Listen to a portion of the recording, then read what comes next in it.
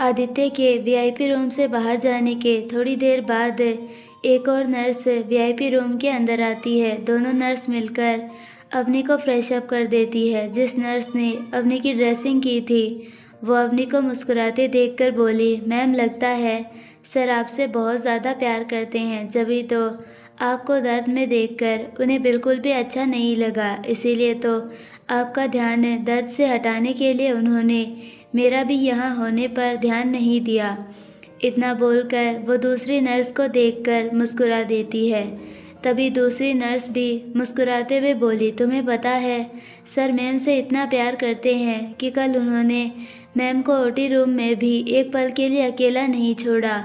जब तक हम सब मैम को ऑपरेट कर रहे थे तब भी सर ओटी रूम में ही थे। इतना बोलते हुए वो मुस्कुरा देती है। पहली नर्स ये सब सुनकर मुस्कुराते हुए बोली, मैम आप सच में बहुत लकी है जो आपको इतना प्यार करने वाले सर मिले हैं। बहुत मुश्किल से ऐसा प्यार करने वाला इंसान मिलता है। दोनों नर्स इसी तरह बात करते हुए अवनी को रेडी कर देती है। फिर अवनी को आराम से बेड पर बैठा देती है और दोनों वीआईपी रूम से बाहर चले जाते हैं। वही अवनी दोनों नर्स की बात सुनकर बस मुस्कुरा रही होती है। उसे अच्छा लगता है ये सब सुनकर और जानकर कि आदित्य ने उसे एक पल के लिए भी अकेला नहीं छोड़ा। पर फिर भी अवनी के मन में दोनों नर्स का कहा गया एक एक शब्द चल रहा होता है, जो वो बार बार सोच रही होती है। सर आपसे बहुत प्यार करते हैं। उनके पास इसका कोई जवाब नहीं होता। वो नर्स की कही गई बात सोचकर अपने आप से बोली, आदित्य और प्यार अवनी को कुछ समझ नहीं आ रहा होता है, क्योंकि उसे खुद पता नहीं होता कि ऐसा क्या है उसके और आदित्य के बीच में, क्योंकि ना आदित्य उसका दोस्त था ना कोई जानने वाला। पर जब भी कुछ ऐसा था आदित्य में जिसकी वजह से अवनी उसके साथ अपने आप जुड़ती चली जाती थी। अवनी यही सब सोच रही थी कि एक नर्स वीआईपी रूम के दरवाजे पर से बोली, मैम बाहर सर नहीं है और ना ही कोई और है। अवनी नर्स की बात सुनकर अपने ख्यालों से बाहर आकर बोली, कोई बात नहीं, कुछ काम होगा उनको। इतना बोलकर वो मुस्कुरा देती है। नर्स अंदर आते हुए बोली, मैम आप एक बार सर को कॉल कर दीजिए या फिर जब तक सर वापस नहीं आ जाते मैं आपके साथ यही हूँ। नर्स की बात सुनकर अवनी मुस्कुराते हुए बोली, उसकी कोई ज़रूरत नहीं है और आप भी जा सकती है, मुझे थोड़ी देर अकेले रहना है। नर्स अवनी की बात समझ नहीं पाती, फिर भी मुस्कुराते हुए रूम से बाहर चली जाती है। नर्स के बाहर जाने के बाद अवनी अपना फ़ोन हाथ में लेकर कुछ सोचने लगती है, पर फ़ोन वापस टेबल पर रखकर आंखें बंद कर बैठ जाती है। अवनी जैसे ही अपनी आंखें बंद करके बैठती है वैसे ही उसकी आंखों के सामने आदित्य के साथ बिताए पल चलने लगते हैं और कान में नर्स की कही गई बात, सर आपसे बहुत प्यार करते हैं, गूंज रहा होता है। ये सब देखते ही अवनी अपनी आंखें खोल लेती है। अवनी को कुछ समझ नहीं आ रहा होता है कि क्या है उसके और आदित्य के बीच में। वो 2-3 गहरी सांस लेकर वापस अपनी आंखें बंद कर बैठ जाती है, पर इस बार वो अपनी पिछली यादों में चली जाती है। फ्लैशबैक, अवनी पार्थ की गोद में सर रखे लेटी होती है और पार्थ अपने एक हाथ से अवनी के बाल सहला रहा होता है और दूसरे से फ़ोन चला रहा होता है। अवनी पार्थ से बोली, पार्थ कुछ पूछूं तुमसे? पार्थ अवनी के बाल सहलाते हुए बोला, हाँ। फ़ोन देखते देखते बोलता है। अवनी पार्थ का फ़ोन लेकर बोली, पार्थ फ़ोन बाद में देखना, पहले मेरी बात सुनो। अवनी के ऐसा फ़ोन छीनने से पार्थ को गुस्सा आ जाता है, पर अवनी का चेहरा मासूम सा देखकर वो मुस्कुरा देता है। अवनी पार्थ को देखते हुए बोली, पार्थ कुछ पूछूं तुमसे? अवनी की बात सुनकर पार्थ अवनी के गालों को खींचकर बोला, अवनी तू कब से बोल रही है कुछ पूछूं, जो पूछना है पूछ। अवनी थोड़ी सीरियस होकर आसमान में देखते हुए बोली, पार्थ प्यार क्या होता है? इतना बोलकर अवनी एकदम खामोश हो जाती है। पार्थ अवनी को सीरियस देखकर बोला, प्यार होता है अवनी, तुझे पता है सब कहते हैं वो प्यार में सब कुछ कर जाते हैं और प्यार में कई बार बदल भी जाते हैं। लोग तो ये तक कहते हैं कि प्यार में वो अपने आप को तक भूल जाते हैं, पर तुझे पता है अवनी, प्यार कभी किसी को बदलने को नहीं कहता, ना वो कभी खुद को बदलने को कहता है। और तो और वो कभी कुछ गलती करने को भी नहीं कहता। प्यार तो बहुत मासूम और प्यारा होता है। बस लोग ही होते हैं जो प्यार में ये सब कर जाते हैं। तुझे पता है, हर किसी को अलग अलग तरह से प्यार होता है। जैसे किसी को पहली नज़र में प्यार होता है, तो किसी को अपने दोस्त से प्यार हो जाता है, या तो किसी को शादी के बाद प्यार होता है। और पता है, कभी कभी तो किसी को किसी की खूबसूरती से प्यार हो जाता है, या कभी किसी के मन से प्यार हो जाता है, या कभी किसी की बातों से प्यार हो जाता है, या किसी के व्यवहार से प्यार हो जाता है। ये प्यार है अवनी, कब किससे और कहाँ से हो किसी को समझ नहीं आता, बस हो जाता है, समझी। इतना बोलकर पार्थ अवनी की तरफ देखने लगता है। अवनी पार्थ की बात सुनकर फिर सवाल करती है। अवनी बोली, पार्थ, फिर कभी किसी अमीर लड़के को गरीब लड़की से प्यार हो सकता है? अवनी का सवाल पूछने का तरीका पार्थ को समझ नहीं आता, पर फिर भी वो मुस्कुराते हुए बोला, अभी तो समझाया, प्यार कभी भी किसी से कहाँ हो जाए पता नहीं। किसी भी अमीर लड़के को हो सकता है गरीब लड़की से, या तो किसी भी अमीर लड़की को हो सकता है गरीब लड़के से। ये प्यार होने के बाद नहीं देखता कि कौन अमीर है और कौन गरीब है। पार्थ की बात सुनकर अपनी शून्य भाव से सामने देखते हुए बोली, पार्थ, फिर गरीब लड़कियों के ज़्यादा रेप क्यों होते हैं? अवनी इतना बोलकर एकदम चुप हो जाती है। पार्थ को समझ नहीं आता अवनी प्यार के बारे में पूछते हुए रेप तक कब और कैसे पहुंच गई, या क्यों पूछ रही है। पार्थ कुछ नहीं बोलता, बस खामोशी से अवनी के आगे बोलने का इंतज़ार करता है। अवनी थोड़ी देर बाद, क्यों ये बिगड़े हुए अमीर घर के लड़के गरीब लड़कियों के मन के साथ खेलकर अपने मतलब के लिए उन्हें झूठे प्यार में फंसा लेते हैं, और जब मन भर जाता है या अपना मतलब निकल जाता है, तब क्यों रेप कर भाग जाते हैं और खुलेआम अपना नया शिकार ढूंढते हैं?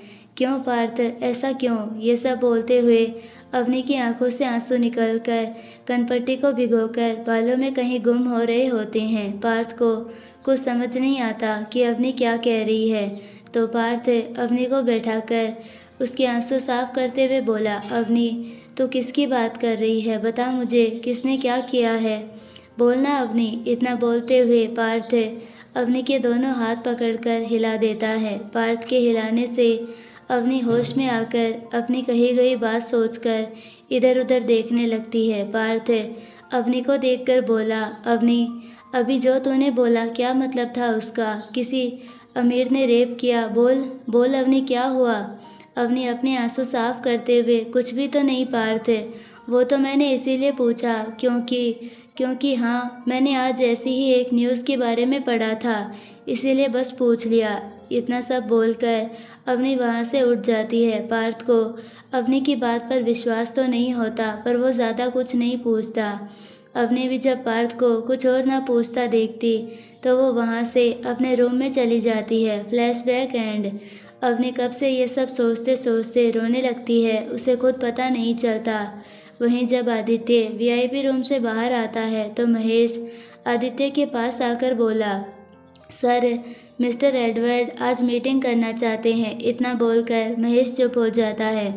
महेश की बात सुनकर आदित्य वीआईपी रूम की तरफ देखकर बोला, यहाँ मीटिंग के लिए एक रूम अरेंज करो, मैं यही मीटिंग करूँगा। आदित्य की बात सुनकर महेश हॉस्पिटल का एक रूम अरेंज करवा देता है। इतने देर में आदित्य अपने फ़ोन में मीटिंग से रिलेटेड काम करने लगता है। काम होते ही आदित्य उस रूम में पहुंचकर मीटिंग स्टार्ट कर देता है। मीटिंग बहुत ज़्यादा देर तक चलती है, तो आदित्य अचानक टाइम देखकर मीटिंग वहीं रोककर वहां से चला जाता है। असल में काम करते हुए मीटिंग अटेंड करते हुए आदित्य को करीब 2 घंटे हो चुके होते हैं, और जब आदित्य की नज़र टाइम पर जाती है, तो उसे अवनी की याद आती है। अवनी का नाश्ता, उसकी दवाई, ये सब याद आते ही वो वहाँ से चला जाता है। आदित्य मीटिंग छोड़कर वीआईपी रूम में आता है, तो अवनी वैसे ही आराम से बैठी होती है, पर उसकी आंखें आदित्य को अवनी के रोने की चुगली कर देती है। आदित्य अवनी को एकटक सीलिंग को देखते हुए देखता है। अवनी आदित्य को अपनी तरफ देखता पाकर अपनी भावनाओं को अपने अंदर ही दबाकर चेहरे पर हल्की सी मुस्कुराहट लेकर बोली, कब आई यहाँ? आदित्य अवनी को देखते हुए बोला, शाम पर, उससे पहले नाश्ता करो, महेश लेकर आ रहा है। इतना बोलकर वो अवनी के करीब आ जाता है। आदित्य को अपने पास देखकर अवनी आदित्य के गले लग जाती है। आदित्य अवनी को अपने सीने में मुंह छुपाता देखकर उसे अपनी बाहों में कस लेता है। अवनी आदित्य की बाहों में सुबक रही होती है और आदित्य बेहद प्यार से अवनी की पीठ को सहलाकर चुप करवा रहा होता है। तभी वीआईपी रूम का दरवाजे पर नॉक की आवाज़ होती है। आवाज़ सुनकर अवनी आदित्य से दूर होकर अपनी आंखें साफ कर लेती है। वहीं आदित्य अवनी के पास बैठकर अंदर आने के लिए बोलता है। महेश के साथ एक नर्स आती है और अंदर आकर टेबल पर नाश्ता लगा देती है। ना इस समय आदित्य का खाने का मन होता है ना अवनी का, पर फिर भी अवनी और आदित्य थोड़ा थोड़ा खा लेते हैं। अवनी का नाश्ता होते ही नर्स अवनी को मेडिसिन और इंजेक्शन दे देती है। अवनी भी शांति से दवा लेकर लेट जाती है और थोड़ी देर में दवा के असर से सो भी जाती है। अवनी को दवा के असर से सोता देखकर नर्स वहाँ से चली जाती है। आदित्य रूम में रखे सोफे पर बैठ जाता है और महेश आदित्य के सामने खड़ा होता है। आदित्य अपने फ़ोन में देख रहा होता है। वहीं महेश आदित्य को मीटिंग के बारे में बता रहा होता है जो आदित्य अवनी के लिए बीच में छोड़कर आया था। महेश आदित्य को सब बताकर जैसे ही चुप होता है वैसे ही आदित्य फ़ोन में देखते हुए बोला, कब पता चलने वाला है? इतना बोलकर आदित्य महेश को देखता है। जब आदित्य महेश से पूछता है तो महेश को पहले कुछ समझ नहीं आता, पर जब आदित्य उसे देखता है तो महेश समझ जाता है कि उसका बॉस अवनी के पास्ट के बारे में बात कर रहा है। महेश आराम से बोला, 2 दिन में सब पता चल जाएगा अवनी मैम के बारे में। इतना बोलकर महेश अपना सर झुका लेता है। आदित्य कुछ सोचते हुए बोला, 10 बॉडीगार्ड अवनी के लिए। आदित्य की बात सुनकर महेश समझ जाता है आदित्य को 10 ऐसे बॉडीगार्ड्स चाहिए जो अवनी की परछाई की तरह पीछे रहे और अवनी को इस बात का बिल्कुल भी पता ना चले। इतना सोचते हुए महेश वीआईपी रूम से बाहर चला जाता है। वहीं आदित्य के विला में सब लोग नाश्ता करने के बाद हॉल में बैठे होते हैं। सुमित्रा जी उन सबको बता देती है कि आदित्य किसी मीटिंग के लिए जल्दी गया है और उसने अवनी को अपनी पर्सनल सेक्रेटरी बनाया है, जिसकी वजह से अवनी को भी आदित्य के साथ जाना पड़ा है। दादी माँ और रेखा जी आपस में बात कर रहे होते हैं। महेंद्र जी कोई फाइल देख रहे होते हैं। वहीं दादाजी बिजनेस न्यूज़ पढ़ रहे होते हैं। हर न्यूज़पेपर के फ्रंट पेज पर आदित्य के बारे में लिखा होता है। वहीं बाकी जो नई कंपनी अपना नाम बना रही होती है उनके बारे में होता है। वहीं पेपर में एक न्यूज़ मल्होत्रा ग्रुप्स के बारे में भी होती है। मल्होत्रा नाम पढ़ते ही दादाजी को किसी की याद आ जाती है। वो अखबार टेबल पर रख रेखा जी को देखते हुए बोले, रेखा बेटा कितना समय हो गया है हम सबको मीरा और प्रिया से मिले हुए, क्यों ना अब दोनों बच्ची से भी एक बार मिल लिया जाए। दादाजी के मुंह से मीरा और प्रिया का नाम सुनकर रेखा जी के चेहरे पर रौनक आ जाती है।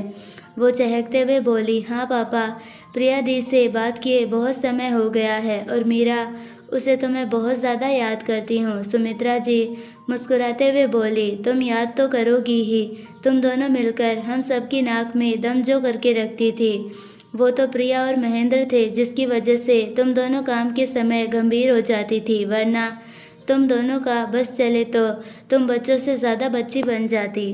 पुराने दिन याद करते हुए सब मुस्कुरा रहे होते हैं। असल में जब मीरा और प्रिया अपनी कंपनी स्टार्ट करने वाली थी तब उनको अपनी कंपनी चलाने के लिए थोड़ा एक्सपीरियंस और गाइडेंस चाहिए था, तो उन्होंने उस टाइम की सबसे बेस्ट कंपनी में अपॉइंटमेंट लेकर इंटरव्यू दिया और एक वर्कर की तरह काम किया, जिसकी वजह से वो कंपनी को चलाना और वर्कर्स से कैसे बात करना है, कैसे डील करना, ये सब सीखना चाहते थे। तब उन दोनों की जॉब लगी थी तो वो महेंद्र और दादाजी की कंपनी थी। उस टाइम रेखा जी भी बिज़नेस के बारे में सीख रही थी, जिससे चलते उनकी दोस्ती मीरा से हुई। जैसे जैसे इनकी दोस्ती गहरी होने लगी वैसे वैसे प्रिया और मीरा ने प्रताप फैमिली को सब सच बता दिया।